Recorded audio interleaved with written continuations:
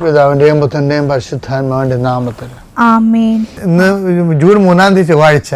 അമ്മേ പരിശുദ്ധമേ, അമ്മേ പരിശുദ്ധമേ, ദൈവമാതാവേ, കൃപാസനത്തിലൂടെ ഞങ്ങൾക്കും ഞങ്ങളുടെ ദേശത്തിനും അമ്മ മധ്യസ്ഥം തേടി തന്ന എല്ലാ അനുഗ്രഹങ്ങൾക്കും കൃപകൾക്കും ഞങ്ങളിപ്പോൾ ഹൃദയം നിറഞ്ഞ നന്ദി പറയുന്നു. അമ്മേ പരിശുദ്ധമേ, ദൈവമാതാവേ, 2004 ഡിസംബർ 7 ഉച്ചകഴിഞ്ഞ് 2:30 കൃപാസനത്തിൽ സംഭവിച്ച അമ്മയുടെ പ്രത്യക്ഷപ്പെടലിനെ കുറിച്ച് തിരുസഭയ്ക്ക് സമർപ്പിച്ചിരിക്കുന്ന പഠനരേഖകളുടെ മേൽ സഭാത്മകമായ പഠനം ആരംഭിക്കുവാൻ ഞങ്ങൾ പ്രാർത്ഥിക്കുന്നു.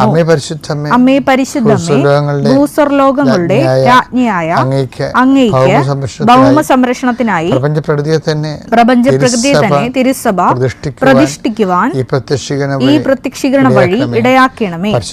പരിശുദ്ധമ്മേ, ജപമാല മാതാവേ, സകല കൃപാസനം പ്രാർത്ഥനകളോടും ചേർത്ത് ഞങ്ങളിപ്പോൾ പ്രാർത്ഥിക്കുന്ന ഈ കുടുംബത്തിന്റെ പ്രത്യേക നിയോഗം പറമക്കളെ.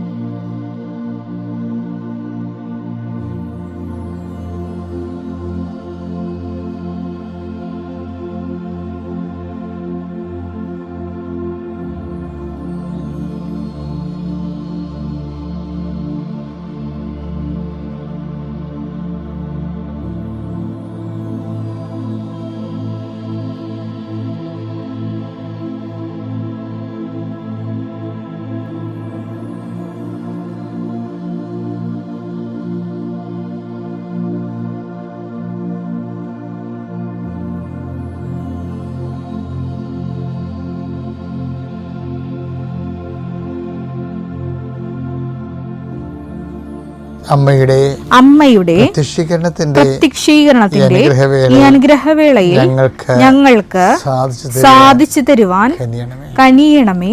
വിശ്വാസ പ്രമാണം. സർവശക്തനായ പിതാവും ആകാശത്തിന്റെയും ഭൂമിയുടെയും സൃഷ്ടാവുമായ ദൈവത്തിൽ ഞാൻ വിശ്വസിക്കുന്നു. അവിടുത്തെ ഏകപുത്രനും ഞങ്ങളുടെ കർത്താവുമായ ഈശോ മിശിഹായിലും ഞാൻ വിശ്വസിക്കുന്നു.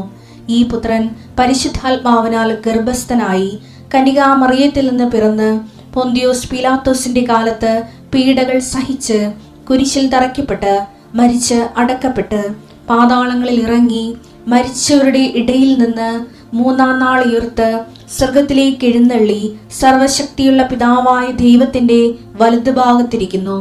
അവിടെ നിന്ന് ജീവിക്കുന്നവരെയും മരിച്ചവരെയും വിധിക്കുവാൻ വരുമെന്നും ഞാൻ വിശ്വസിക്കുന്നു. പരിശുദ്ധാത്മാവിലും ഞാൻ വിശ്വസിക്കുന്നു. വിശുദ്ധ കത്തോലിക്കാ സഭയിലും പുണ്യവാന്മാരുടെ ഐക്യത്തിലും പാപങ്ങളുടെ മോചനത്തിലും ശരീരത്തിന്റെ ഉയർപ്പിലും നിത്യമായ ജീവിതത്തിലും ഞാൻ വിശ്വസിക്കുന്നു. ആമേൻ.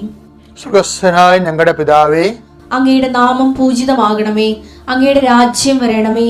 അങ്ങയുടെ തിരുമനസ് സ്വർഗത്തിലെ പോലെ ഭൂമിയിലും ആകണമേ. അന്നു വേണ്ടുന്ന ആഹാരം ഇന്ന് ഞങ്ങൾക്ക് തരണമേ. ഞങ്ങളോട് തെറ്റ് ചെയ്യുന്നവരോട് ഞങ്ങൾ ക്ഷമിക്കുന്നത് പോലെ ഞങ്ങളുടെ തെറ്റുകൾ ഞങ്ങളോടും ക്ഷമിക്കണമേ.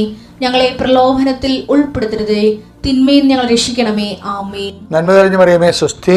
കർത്താവ് അങ്ങയുടെ കൂടെ സ്ത്രീകളിൽ അങ്ങ് അനുഗ്രഹിക്കപ്പെട്ടവളാകുന്നു. അങ്ങയുടെ ഉദരത്തിൻ ഫലമായി ഈശോ അനുഗ്രഹിക്കപ്പെട്ടവനാകുന്നു. പരിശുദ്ധ മറിയമേ, തമ്പുരാന്റെ അമ്മേ, പാപികളായ ഞങ്ങൾക്ക് വേണ്ടി ഇപ്പോഴും ഞങ്ങളുടെ മരണസമയത്തും തമ്പുരാനോട് അപേക്ഷിക്കണമേ. ആമേൻ. കർത്താവേ, നിന്റെ ഉന്നതമായ നാമത്തിന് സ്തോത്രം ചെയ്യുന്ന കർത്താവേ, നിന്റെ വിശുദ്ധ പൗരോഹിത്യത്തെ മഹത്വപ്പെടുത്തണമേ.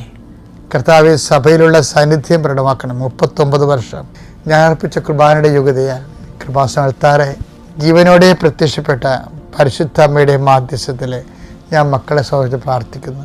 ഇന്ന് നീ അനുഗ്രഹിക്കേണ്ട മക്കളെ എവിടെയെല്ലാം തങ്ങൾക്കൊരു സഹായം കിട്ടിയിരുന്നെങ്കിൽ അത് ആരോഗ്യപരമായ, സാമ്പത്തികമായ, സാമൂഹികമായ കൂട്ടായ്മയാകാം, ഒരു സഹായം കിട്ടിയിരുന്നെങ്കിലെന്ന് ആഗ്രഹിക്കുന്ന എല്ലാവർക്കും അവിടെ യാതൊരു യോഗ്യതയും നോക്കാതെ ദൈവത്തിൻ്റെ അനർഗളമായി നിർഗളിക്കുന്ന കാരുണ്യം കൊണ്ട് അവരുടെ not by merit but by ഗ്രേസിൽ വർക്ക് ചെയ്യാൻ അവളെ കഴിവ് കൊണ്ടല്ല, അങ്ങയുടെ കൃപ കൊണ്ടെന്ന രീതിയിൽ വർക്ക് ചെയ്യുന്ന ഒരു അനുഭവം കൊടുക്കാൻ വേണ്ടി പ്രാർത്ഥിക്കുന്നു.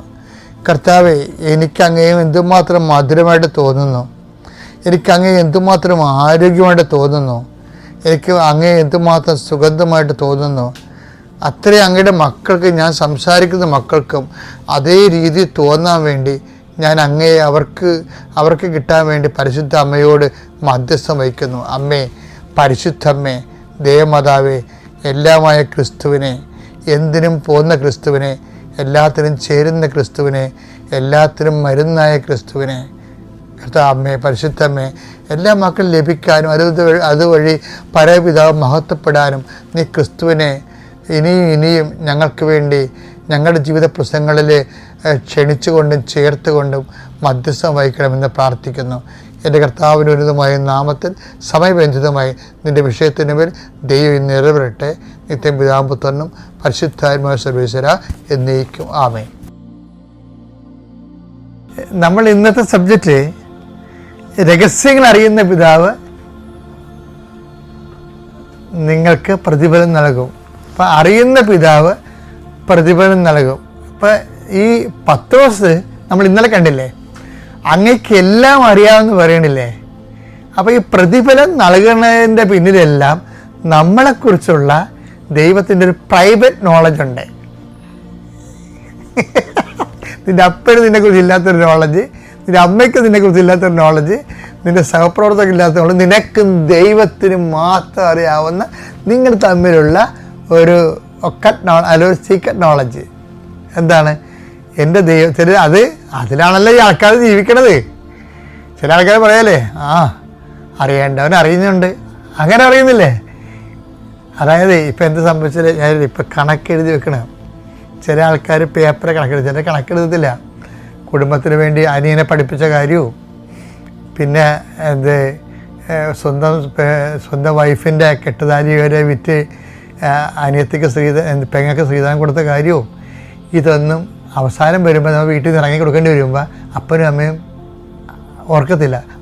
അറിയത്തില്ല.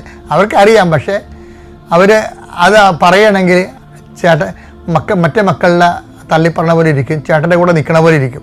അതുകൊണ്ട് ചേട്ടന്മാരാണ് മിക്കവാറും അപ്പന്മാർ തള്ളിക്കളയണത്. എന്നിട്ട് ഇതാണ് അവർ നിൽക്കുന്നത് ഇളയ മകൻ്റെ കൂടെ ആയിരിക്കുമല്ല. അപ്പം അതുകൊണ്ട് അങ്ങനെ ചില സമയത്ത് അങ്ങനെ സംഭവിക്കാം. അപ്പോഴേ ഈ ചേട്ടൻ പറഞ്ഞൊരു വർത്താനാണ്. എന്താണ്? അപ്പനും അറിയത്തില്ല, പക്ഷെ അറിയേണ്ടവനൊക്കെ അറിഞ്ഞിട്ടുണ്ട് എല്ലാം ഒന്ന്. ശരിയാ. എത്ര പേരുടെ ജീവിതത്തിൻ്റെ അടിത്തറയാണ് ഈ അറിയേണ്ടവ മാത്രം അറിഞ്ഞിട്ട് അതിൽ പടുത്തു ഉയർത്തപ്പെട്ടിരിക്കുന്നത്. അപ്പം നിൻ്റെ രഹസ്യങ്ങൾ അപ്പനറിയണം നിർബന്ധമില്ല.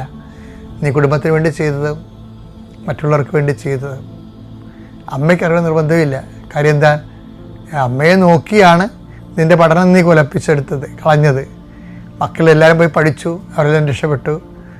അമ്മയെ നോക്കാൻ നിന്ന് നീ അവസാനം ഇപ്പം അമ്മയുടെ ഓഹരി പോലും നിനക്ക് കിട്ടാത്ത കണ്ടീഷനായി. എന്താ കാര്യം? അമ്മയ്ക്കിപ്പോൾ ബോധമില്ല. ആരറിയാനാണ്? ആരും അറിയത്തില്ല. അപ്പോഴാണ് നീ പറയണത് എന്താണ്? അമ്മക്ക് പോലും അറിയാൻ പാടില്ല, പക്ഷെ അറിയേണ്ടവൻ അറിയും. രഹസ്യങ്ങൾ അറിയും. ഇതുപോലെ പക്ഷെ ഇത് ചെയ്യുമ്പോൾ വെക്കണം ചെയ്യേണ്ടത്, ചെയ്യണ കാര്യങ്ങൾ ആരും അറിഞ്ഞില്ലെങ്കിലും ദൈവത്തെ അറിയിച്ചേക്കണം കേട്ടോ. നിങ്ങളും ദൈവം തമ്മിൽ മാത്രം അറിയാവുന്ന ഒരു പ്രൈവറ്റ് നോളജ്, ഒരു ഡയറി ഉണ്ടാകണം. ഒരു 3 വചനങ്ങൾ ബൈബിളിലുണ്ട് അങ്ങനെ. മത്തായി 6:3. നീ ധർമ്മദാനം ചെയ്യുമ്പോൾ അത് രഹസ്യമായിരിക്കേണ്ടതിന് നിന്റെ വലത് കൈ ചെയ്യുന്നത് ഇടത് കൈ അറിയാതിരിക്കട്ടെ. മത്തായി 6:4.